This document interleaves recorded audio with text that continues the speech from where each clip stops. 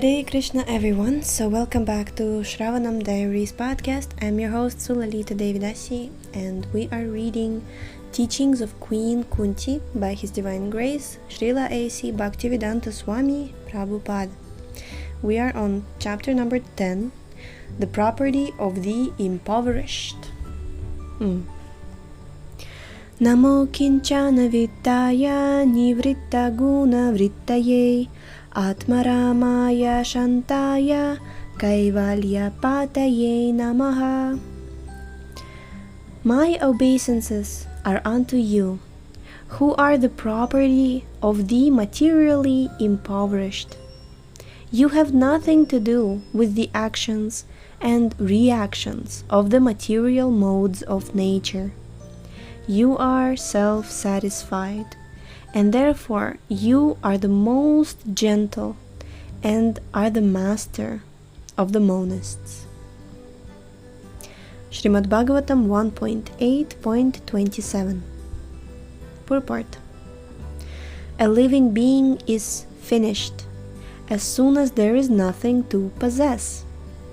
Therefore, a living being cannot be, in the real sense of the term, a renouncer. A living being renounces something for gaining something more valuable. A student sacrifices his childish proclivities to gain better education. A servant gives up his job for a better job. Similarly, a devotee renounces the material world not for nothing, but for something tangible in spiritual value. Srila Rupa Goswami, Sanatana Goswami, and Srila Raghunatha Dasa Goswami and others gave up their worldly pomp and prosperity for the sake of the service of the Lord.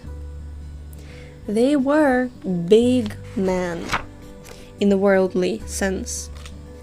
The Goswamis were ministers in the government service of Bengal, and Srila Raghunatha Dasa Goswami was the son of a big zamindar of his time. Zamindar is like landlord. But they left everything to gain something superior to what they previously possessed. The devotees are generally without material prosperity, but they have a very secret treasure house in the lotus feet of the Lord. That's beautiful. There is a nice story about Srila Sanatana Goswami. He had a touchstone with him, and this stone was left in a pile of refuse. A needy man took it, but later on wondered why the valuable stone was kept in such a neglected place. He therefore asked Sanatana Goswami for the most valuable thing, and then he was given the holy name of the Lord. Akinchana means one who has nothing to give materially. A factual devotee or Mahatma does not give anything material to anyone, because he has already left all material assets. He can, however, deliver the supreme asset, namely the personality of Godhead, because he is the only property of a factual devotee. Oh, this is so beautiful. The touchstone of Sanatana Goswami, which was thrown in the garbage, in the rubbish, was not the property of the Goswami. Otherwise, it would not have been kept in such a place. This specific example is given for the neophyte devotees just to convince them that material hankerings and spiritual advancement go ill together. Unless one is able to see everything as spiritual in relation with the Supreme Lord, one must always distinguish between spirit and matter. A spiritual master like Srila Sanatana Goswami, although personally able to see everything as spiritual, set this example for us only because we have no such spiritual vision. Advancement of material vision or material civilization is a great stumbling block for spiritual advancement. Such material advancement entangles the living being in the bondage of a material body, followed by all sorts of material miseries. Such material advancement is called anartha. Anartha, or things not wanted. Actually, this is so. In the present context of material advancement, one uses lipstick at a cost of 50 cents, and there are so many unwanted things which are all products of the material conception of life. By diverting attention to so many unwanted things, human energy is spoiled without achievement of spiritual realization, the prime necessity of human life. The attempt to reach the moon is another example of spoiling energy, because even if the moon is reached, the problems of life will not be solved. The devotees of the Lord are called akinchanas because they have practically no material assets. Such material assets are all products of the three modes of material nature. They foil spiritual energy, and thus the less we possess such products of material nature, the more we have a good chance for spiritual progress. The Supreme Personality of Godhead has no direct connection with material activities. All his acts and deeds, which are exhibited even in this material world, are spiritual and without affection for the modes of material nature. In the Bhagavad Gita, the Lord says that all his acts, even his appearance and disappearance, in and out of the material world, are transcendental. And one who knows this perfectly shall not take his birth again in this material world, but will go back to Godhead. Haribol. The material disease is due to hankering after and lording it over material nature.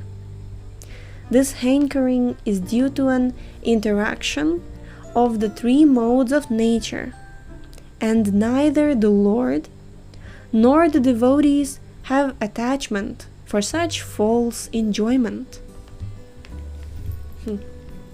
Therefore, the Lord and the devotees are called Nivritta Guna Vritti.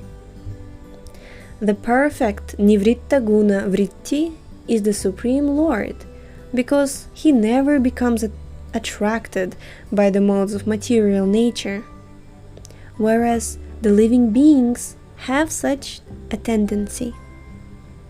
Some of them are entrapped by the illusory attraction of material nature.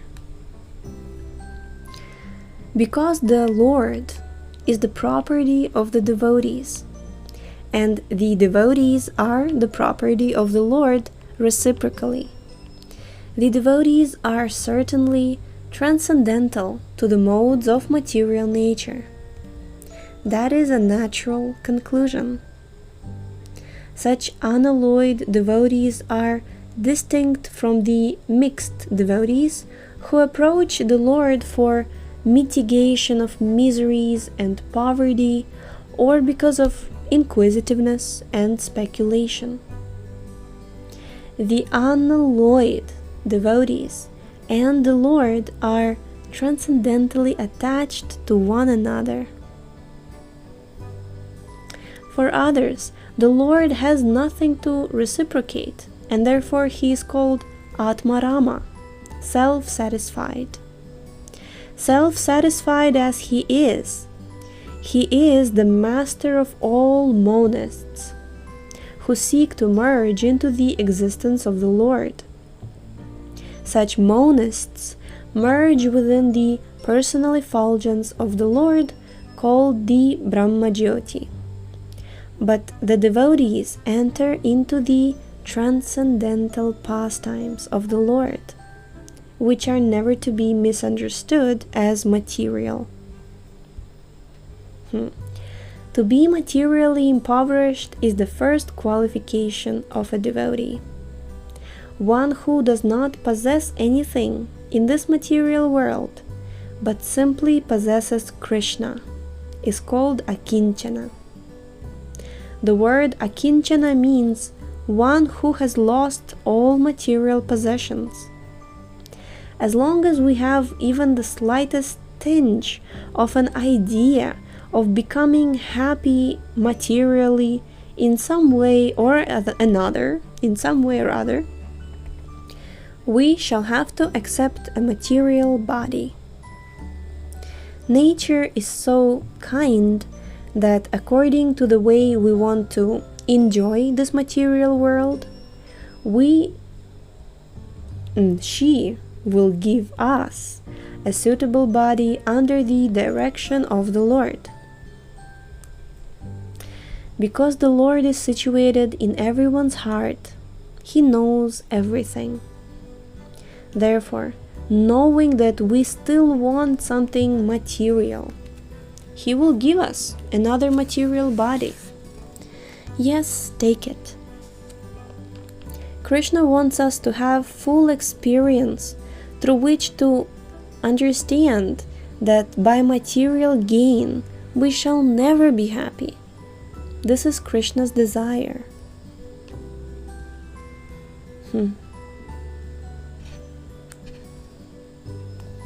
This is so important for us to understand.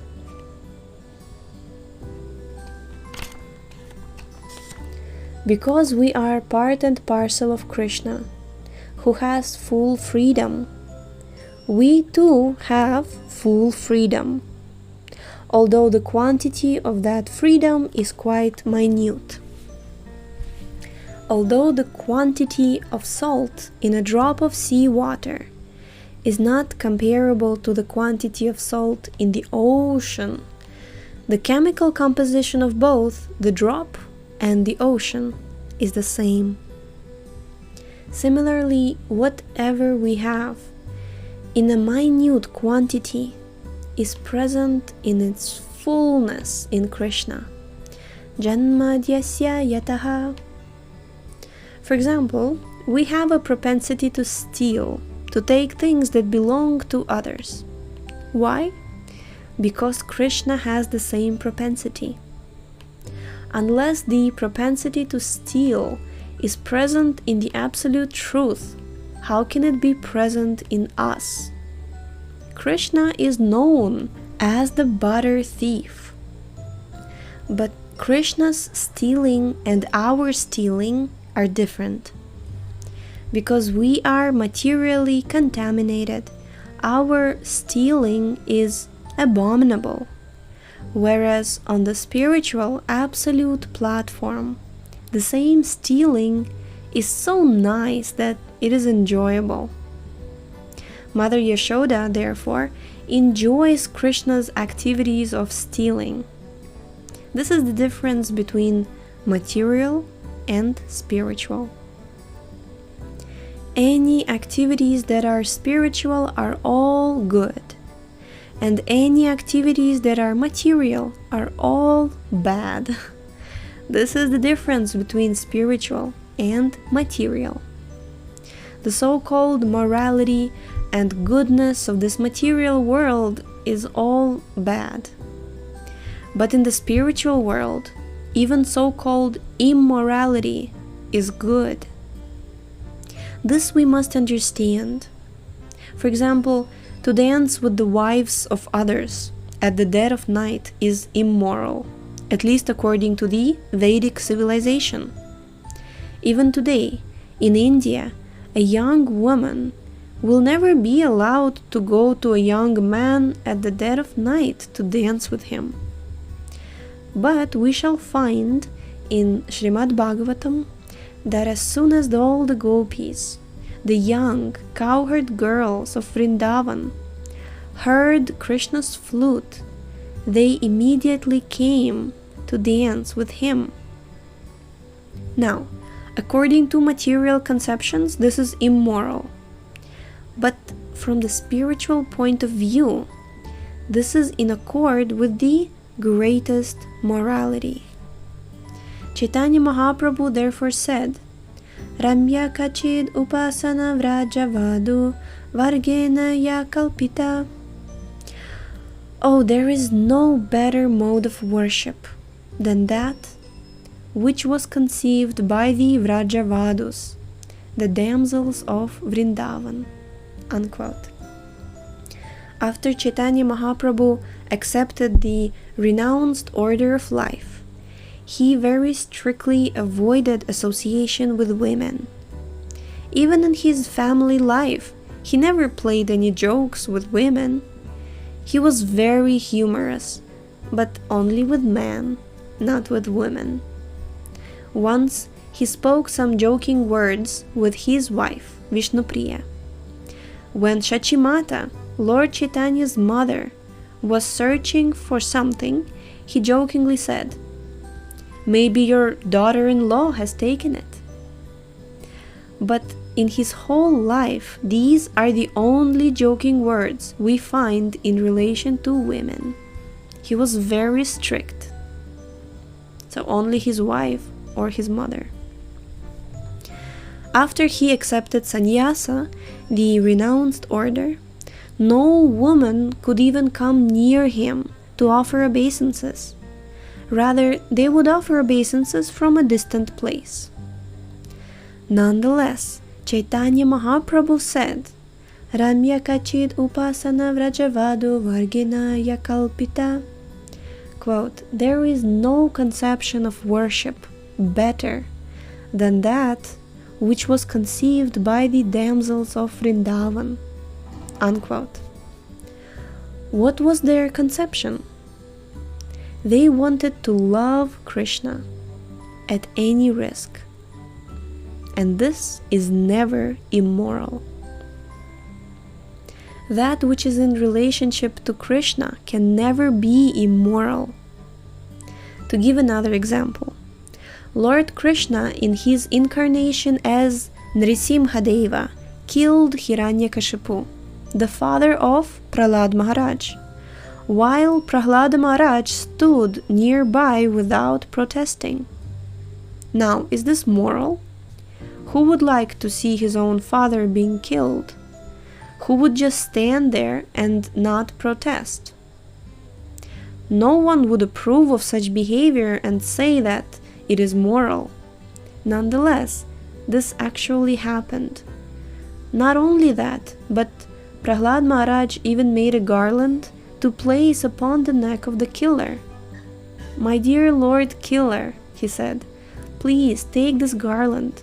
You have killed my father, and you are very good." This must be understood spiritually.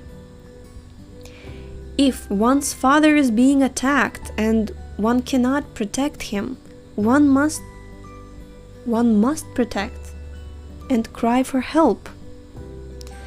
But because Prahlada Maharaj's father was killed by Krishna in the form of Lord Nrisimhadeva, Prahlada Maharaj prepared a garland for the killer. After his father was killed, Prahlada said to Nrisimhadeva, "My dear Lord, now that my father has been killed, everyone is happy. Now please, Withdraw your angry mood. A sadhu, a saintly person, never approves of killing, not even the killing of an animal. But Prahlada Maharaja said, Modeta sadhurapi vrishchika sarpahatya. Even a saintly person is pleased when a scorpion or a snake is killed. A scorpion or a snake is also a living entity, and the sadhu is never satisfied when he sees another living entity killed. But Prahlada Maharaja said, even a sadhu is pleased when a snake or a scorpion is killed. My father was just like a snake or a scorpion, and therefore now that he has been killed, everyone is happy.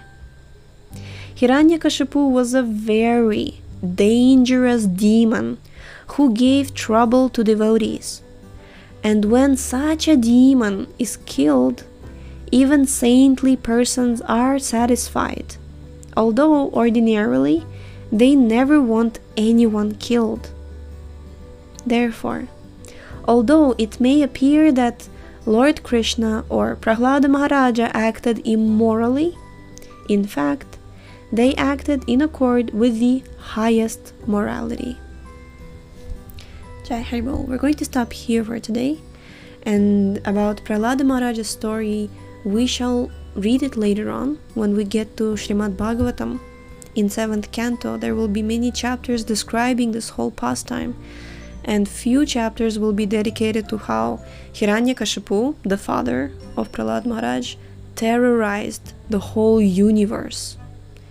The descriptions are really vivid, and then how Hiranyakashipu again and again tried to kill the same Prahlad Maharaj in so many numerous ways, and how the Lord, he saved him every time. So Hiranyakashipu, he stretched it very far. Actually, Hiranyakashipu, there is a whole story. I will not spoil it for all of you, so we will be reading it later. It's an amazing story. Yes, so thank you so much for tuning in today. The link to this book is in the description, and we shall see you next time. Hare Krishna, tomorrow.